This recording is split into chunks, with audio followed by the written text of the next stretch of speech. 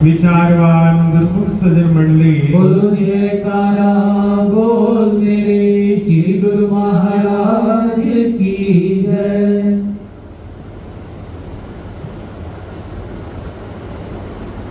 इस संसार में उस परमात्मा का हम जीवों पर महा उपकार है कि वो परमपिता परमात्मा हम सब के लिए सुंदर स्वरूप में सतगुरु के रूप में प्रकट हुआ है और सतगुरु अपने सेवकों को अपनी भक्ति से प्रेमा भक्ति से निहाल करते हैं। इस संसार में वो खुश नसीब है जिसको ये दौलत मिल जाए और उससे ज्यादा खुश नसीब वो है जो इस दौलत की संभाल कर ले, क्योंकि इस संसार में इससे बड़ा कोई भी मौका नहीं है। संसार में इंसान बड़ा आदमी बनने का प्रयत्न करता है, प्रयत्न करने पर वो बड़े से बड़ी पदवी भी प्राप्त कर लेता है, बड़ी से बड़ी डिग्री भी प्राप्त कर लेता है। वो बड़ी डिग्री या बड़ी पदवी उसे क्षणिक सुख दे सकती है, क्षणिक शोभा ये दे सकती है,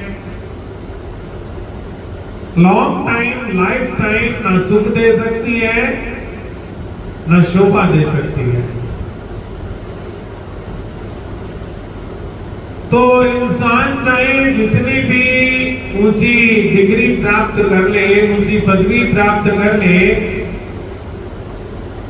एक ना एक दिन उसे उस पदवी से त्याग पत्र देना पड़ता है और वो डिग्री होते हुए भी जब त्याग पत्र दे दिया जाता है तो उस डिग्री की फिर वैल्यू पूरी हो जाती है।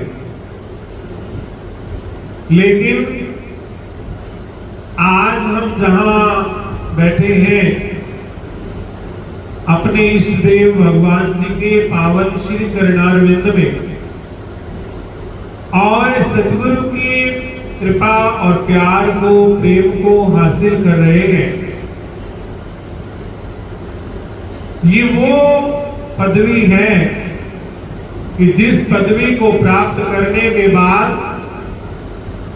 ना ही इस पदवी से त्याग पत्र दिया जा सकता है, ना ही इस पदवी की वैल्यू कंप्लीट होती है, बल्कि इस पदवी की वैल्यू तो, इस डिग्री की वैल्यू तो जितना समय बढ़ता जाता है उतनी वैल्यू बढ़ती जाती है। आज हम बैठे हैं अपने प्यारे श्री सतगुरुदेव महाराज जी के पावन चरणों में। महाराज जी वर्णन करते हैं, सतगुरु सच्चा पातशाह सिर शाह देशा तिस पास बैठिया सोहिए सपना दा विसा।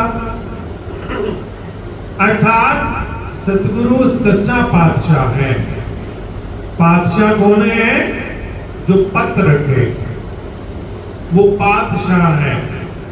ऐसा शाह जो पत रख दे, पत बचा दे, पत संभाल ले, वो पातशाह है। तो हमारे जी वर्णन करते हैं कि सतगुरु पातशाह नहीं, सच्चा पातशाह है। अर्थात वो ऐसा बादशाह है जो अपने सेवक की पत यहां भी रखता है और परलोक में भी रखता है। श्री गुरु महाराज की जय। फिर आगे महाराज जी वर्णन कर रहे हैं, सिर शाह देशा। केवल शाह नहीं है वो, बल्कि वो शाहों के भी शाह हैं। और तिस पास बैठिया सोहिए, कि जो एक बार सतगुरु की शरण में आ जाता है तो वो शोभायमान हो जाता है। लेकिन दूसरी बात क्या, सपना दा विसा, जरूरी क्या है कि उनके चरणों में बैठने के बाद बाकी सब चीजें भूल जाए। पहले ही प्रार्थना की ना कि ये सतगुरु के प्यार की दात जिसको मिल जाए वो खुश नसीब है, मगर उससे ज्यादा खुश नसीब वो है जो इस दात को संभाल ले, जो इस दात की कदर करे, जो इस दात को प्राप्त करके ऐसे ना गवा दे। वो दात क्या है? वो दात है सतगुरु का प्यार, सतगुरु का प्रेम। और वो प्रेम जब संसार में अगर कोई धनी व्यक्ति किसी गरीब से प्रेम करता है, मित्रता करता है, फ्रेंडशिप करता है, तो वो अपने मित्र को बढ़िया से बढ़िया सुखों में उसका जीवन कर देता है, सुखमय जीवन कर देता है। जब एक धनी अपने मित्र को सुखमय जीवन दे देता है, अगर वही हमारा प्रेम, हमारी मित्रता, हमारा संबंध अगर त्रिलोकी के नाथ से हो जाएगा तो वो भी हमें परम सुखमय बना देंगे। लेकिन जरूरत क्या है?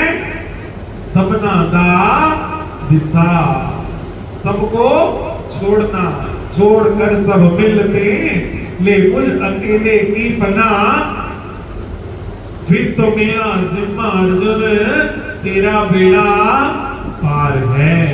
ये कंपल्सरी है, ये जरूरी है कि इंसान सतगुरु की सोबत में बैठे और अपने आप को सब तरफ से हटा दे, अपने आप को सब तरफ से मोड़ ले, सतगुरु के चरणों में नाता जोड़ ले। एक बार जब सतगुरु के चरणों में नाता जोड़ देगा तो प्रेमियों, सतगुरु तो पहले ही आपने सुना कि लोक पर लोक के शाह हैं। वो शाह नहीं है जो आज है और कल नहीं, वो शाह नहीं है जो एक गांव तक सीमित है, एक नगर तक सीमित है, एक देश तक सीमित है। वो शाह नहीं है। सतगुरु तो लोक पर लोक के शाह हैं। अब हमारा धर्म क्या है कि हम सतगुरु की इस कृपा को अनुभव करें, सतगुरु की इस कृपा को अपने हृदय में धारण करें। तो जो सतगुरु की इस कृपा को संभाल लेता है तो बेटियों फिर वो क्या बन जाता है? जो सतगुरु की कृपा को अपने हृदय के दामन में संभाल लेता है, वो सतगुरु का स्वरूप ही बन जाता है। कहते हैं ना, बंदे को देवता कर देना ये काम गए साधु संता दा, मैं सदके अनंतपुर द्वारे तो इतने भगवान बनाया जाता है। बंदे से देवता तो कोई भी संत कर देते हैं, मगर सतगुरु जो हैं वो अपने सेवक को सेवक नहीं रहने देते। क्या करते हैं?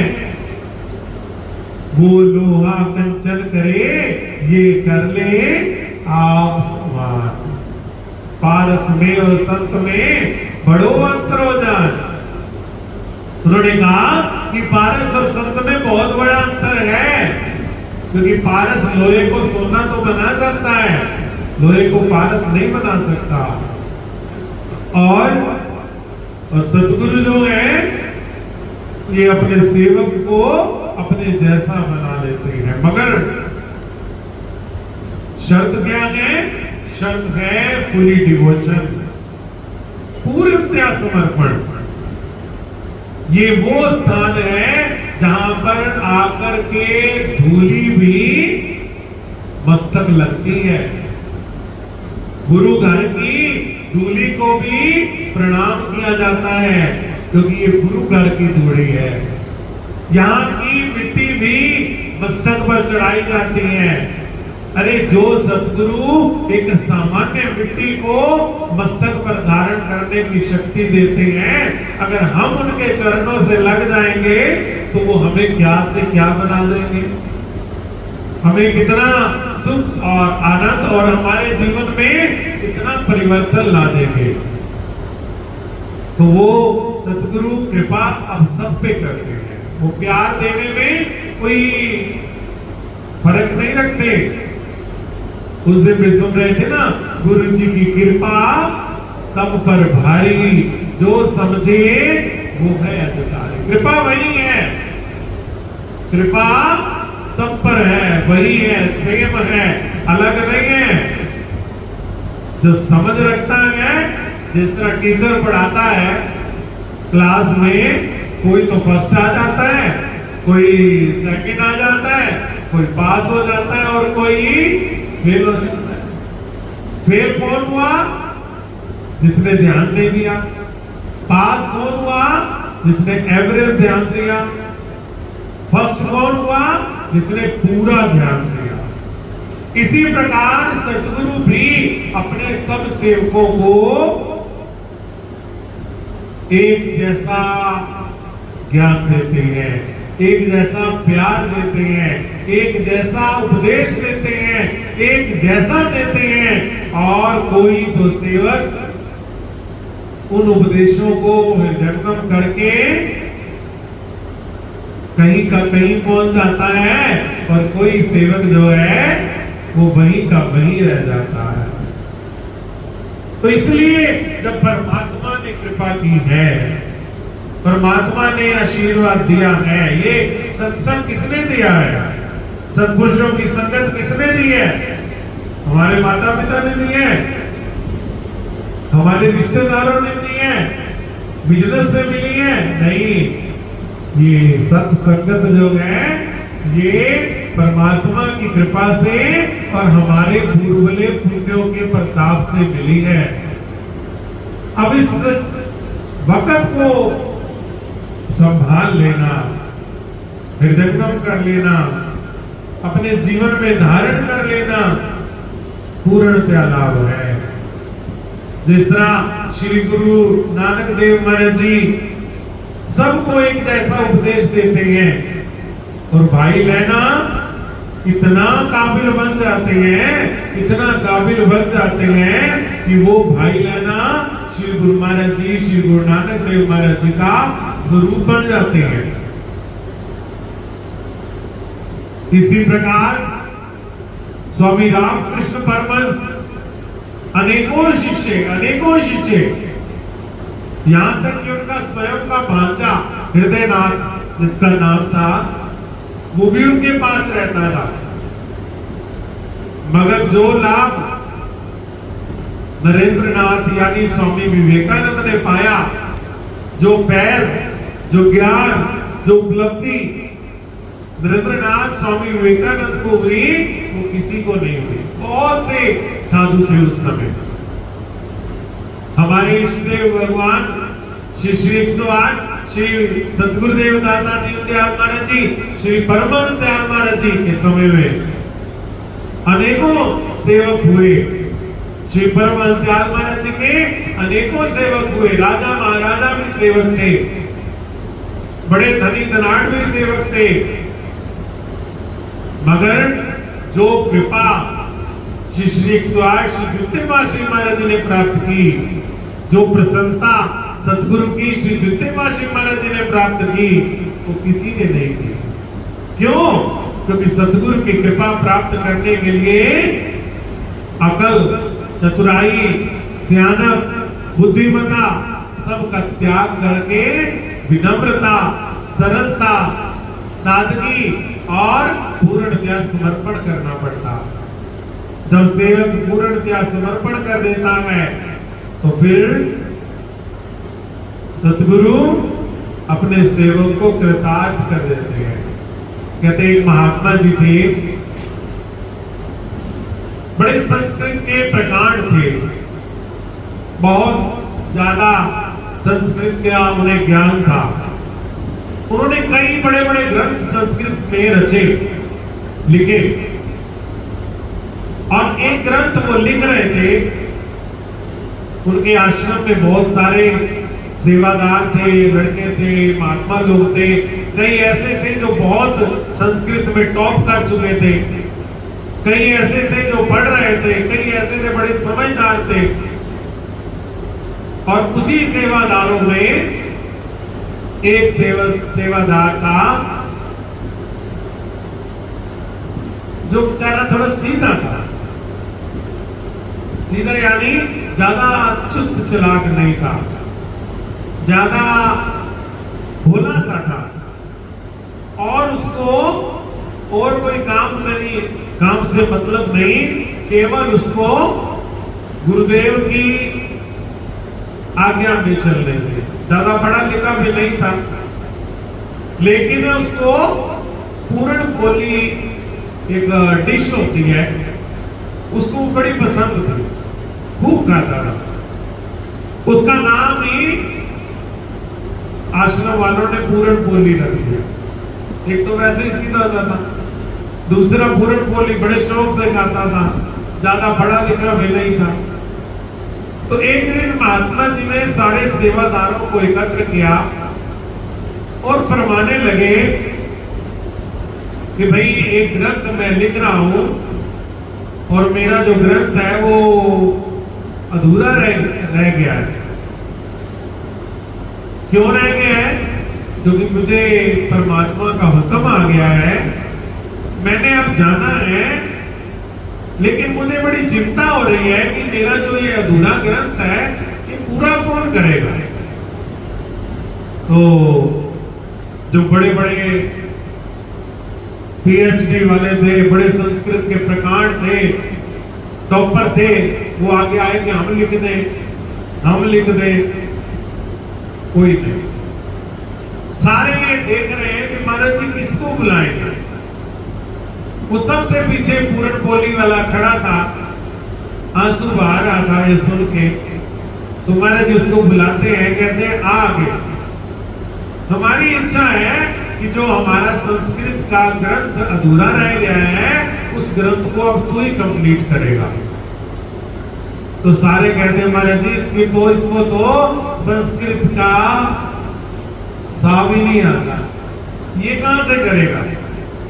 तो महात्मा जी उस सेवक के सिर पर हाथ रखते हैं, फरमाते हैं कि जहां से इंसान का अज्ञान समाप्त होता है वहीं से ज्ञान प्रारंभ होता है, जहां इंसान का समर्पण कंप्लीट होता है वहीं से कृपा बरसनी शुरू होती है। इतना कहकर महात्मा जी शरीर छोड़ जाते हैं। तो एक दिन आता है कि वही पूर्ण बोली जिसने कभी संस्कृत पढ़ी लिखी नहीं थी, वो इतने बड़े बड़े श्लोक बनाता है, इतने बड़े बड़े श्लोकों की रचना करता है कि जिसको देखकर बड़े बड़े संस्कृत के पंडित भी, शास्त्री भी प्रणाम कर दे। तो कहने का अभिप्राय कि ये कृपा किसकी? गुरुदेव की। ये कृपा गुरुदेव की, ये प्रेम गुरुदेव का, और सेवक का क्या? समर्पण भाव। बस सेवक के पास और है ही क्या? सेवक के पास एक समर्पण ही है। जो सेवक सतगुरु के चरणों में समर्पित कर देता है अपना अहम, अपना ज्ञान, अपना विज्ञान, अपना आपा समर्पित कर देता है, तो सतगुरु उस सेवक को निहाल कर देते हैं। नानक नदरी नजर निहाल, अपनी नजरों से निहाल कर देते हैं। तो प्रेमियों, हम खुश नसीब हैं कि हमें श्री गुरु महाराज जी का प्यार मिला है, श्री गुरु महाराज जी की शरण मिली है, श्री गुरु महाराज जी की रहमत मिली है, श्री गुरु महाराज जी का मार्गदर्शन मिला है। हम इस अतुलनीय दात को संभालें। मिल तो गई है, अगर संभाल लेंगे तो फिर तो बारे न्यारे हैं, और अगर संभाल नहीं पाए तो फिर कोई फायदा नहीं। तो सतगुरु की इस रहमत की कदर करें, सतगुरु के प्यार को संभाल लें, और जब प्यार को संभाल लेंगे तो फिर आनंद ही आनंद होगा। तो बस गुरुमुख जन गुरु आज्ञा में चलते हुए सतगुरु के साथ अपने प्रेम के रिश्ते को दृढ़ करें। गुरु महाराज जी का